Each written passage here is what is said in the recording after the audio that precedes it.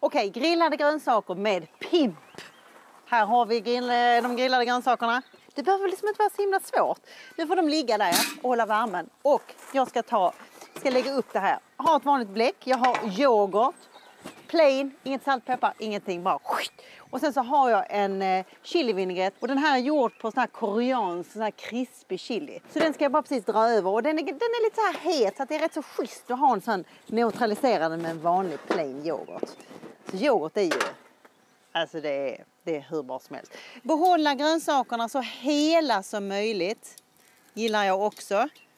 Det är så lätt att göra gott. Härlig liten hög. Kolla här. Titta här. Så har vi den. På ett litet bläck kan man köpa i affären. Vi har den här mjuka auberginen som vi bara precis ska kutta upp lite. Och den körde jag hel. Och nu är jag här liksom, det är ingen salt, inget peppar. Där är ingenting på. Bara lite yoghurt i botten. Titta här så vackert. Ah, snyggt är det också. Persilja kör vi va? Och lite koriander. Det var lite trevligt till. Kan vi göra? Ja.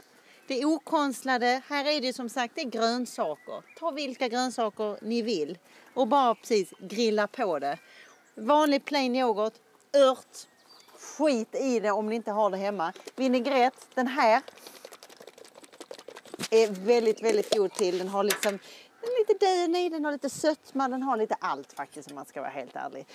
Och sen så bara river vi lite parmesan över och sen så är det klart.